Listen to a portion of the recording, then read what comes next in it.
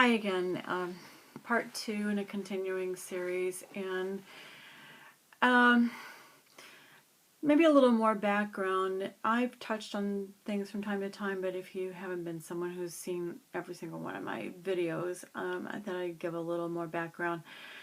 Um, okay, so as I said in part one, I grew up thin, and when I say thin, I'm just going to say thin enough that I had a teacher in, I believe it was third grade, who called my parents and said, I think she's ill. She's just too thin. You really need to take her to the doctor. So I was so skinny. And it turned out, actually, at that time that I went to the doctor, I had tapeworm. So I guess I was looking kind of ill. But it was kind of a not so uncommon thing that there were concerns expressed by how thin I was. Although when I look at pictures of myself, I don't think, and maybe I can find out a way to append some pictures. Um, Given the way things are today, I don't think I was all that thin, but back then it was considered very thin. But let's just say that by the time I graduated high school, I was 5'4", weighed 114 pounds. As a junior, I was 110. And by that time, I had successfully put on weight by eating extra meals and starting on what became the beginnings of junk food, which I wish I had never started, but kind of the times. Milkshakes. In fact, I worked at a fast food place, Hardee's, and some milkshakes, French fries. I would eat toast at breakfast along with instant breakfast on top of whatever breakfast I otherwise would have had. Lots of snacks, whatever. Eating all that food, and I weighed 110 to 114 my junior and senior year in high school. Kind of gives you an idea how thin I was before I did all the eating. Okay, then in my 20s, I put on weight my first year of college. Probably weighed 115 to 120. And then in my, between say 25 and 30, I weighed about 125 to 130. Okay, then I started putting on weight very deliberately again, and this time big amounts of weight. Well, big for then. Looking back now, wasn't so much, but I was in a marriage where there were a lot of comments about my weight. And this time it got to be, even if I put on a pound or two, it was a comment about being really fat, and having my then mother-in-law make comments about how her husband would divorce her if ever she put on weight like I was putting on. And keep in mind, I was putting on maybe 5 pounds from my wedding weight. I was still what then was about a size 8, and these days that size 8 is probably more like a 4 or a 2 maybe. I don't think I'm alone in believing that the dress sizes have drastically changed in the last 30 some odd years. I have some outfits to prove it. No, I don't. I have one outfit that maybe I could prove it. All right. So back to judging people by the way they look. Maybe I was overly sensitive. I don't know. But putting on weight was my way of avoiding extremely uncomfortable situations. At first it was when I was younger and before I was married. It had to do with not wanting attention that was directed towards my body, wanting to hide some way. So I was real quick to adopt wearing jeans and t-shirts, no makeup ever, wearing my hair in a very plain way. Speaking of plain, I think if I could have been Amish or something, I could totally get into this plain idea. I just didn't want attention for my looks.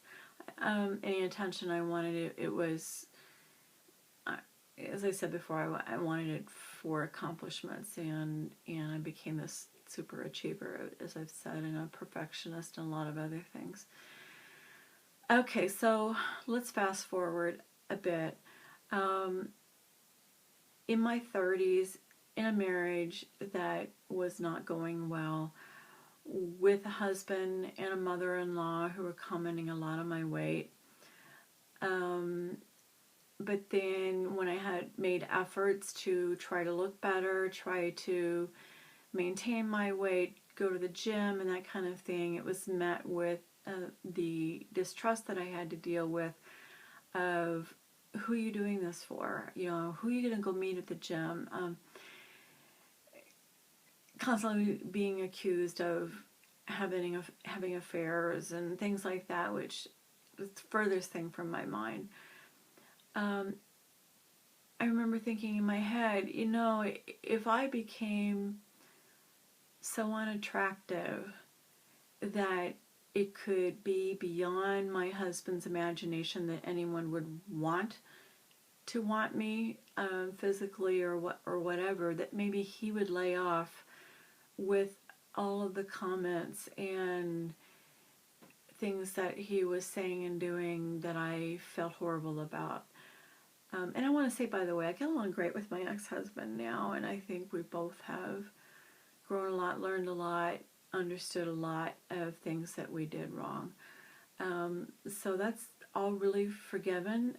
It's not forgotten because it's still very painful, but it's forgiven.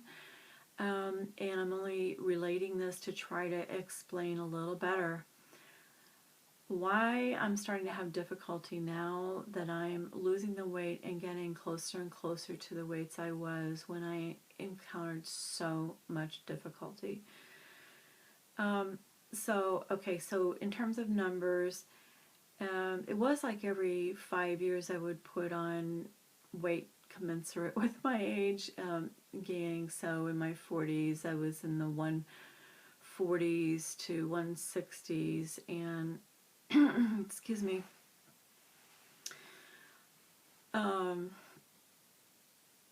I finally got up to 230 pounds by the time I was 48, and had my first serious wake-up call of, this is so not good.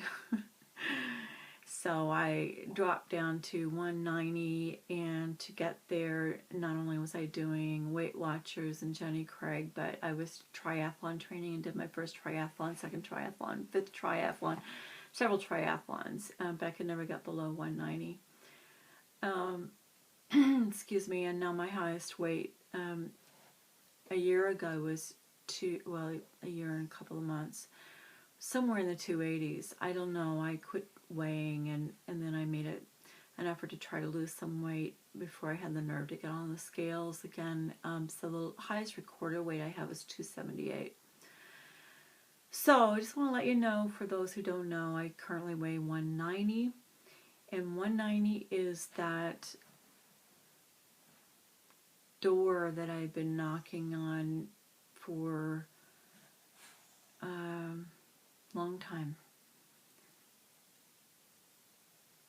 Last time I was at 190, I was training for my last triathlon, which I did in 2008. Before that, it was my first triathlon in 2003. And then before that, I think the last time I was 190, I must have been probably 41, 42. When I was 40, I know that I was 165 when I was rowing crew and bicycling and weightlifting and doing yoga and swimming and everything else I could think of to get into shape. 165 is where I was at the best shape, but at that time considered myself too heavy, as did other people who were rowing with me. My thighs would get kind of caught on the side of the boat, or the rowing shell that we were in. It was kind of funny. Not so much. So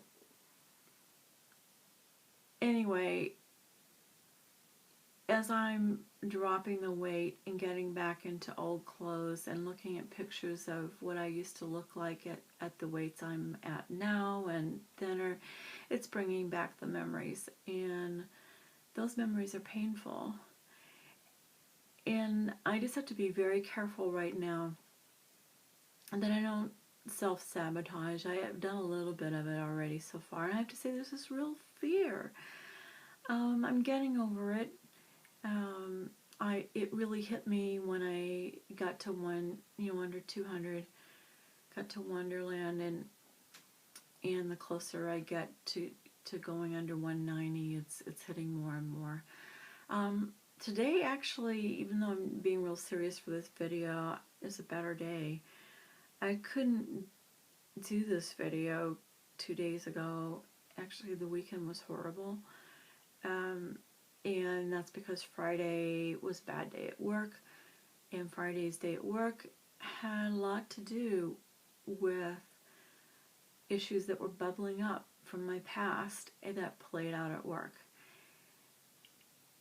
And I'm looking at the time again, and we're at 12 minutes on this video, so I'm going to leave this one and wait for part 3. And please forgive me, I may have to have some time to gather my thoughts and see how I'm going to approach part 3. This isn't easy. So, listen, if any of this is making sense to anyone, if you have any questions or comments, if you've experienced this, or if this is totally alien to you because you can't imagine being upset about being thinner, because you've been trying to do the opposite for so long of wanting to lose weight and be that thin person, I'd love to hear from you. I listen to videos from people who have never been thin, and I learned so much from it, because I definitely was thin most of my life until my late 40s. I'm 58 now. So I learned from your videos, those of you who have never been really thin, or you can't remember, or you were never an adult and thin. I'm hoping that I can bring a perspective to you so that maybe you can understand why there are those of us who struggle being thin, and why being thin again is a problem. So I wish everyone well. I'm going to go to bed and try to sleep. It hasn't been an easy thing lately with these things bubbling up. Thanks to people who are commenting, to new subscribers. If you subscribe to me and you're making videos, I am making an effort to see yours. If I haven't commented on one of your videos, and you have videos, let me know, so that I can see them. I really would like to. So, okay, I'm going to say good night. Have a good one, and I hope these things are making some sense to someone, or that it matters. Take care.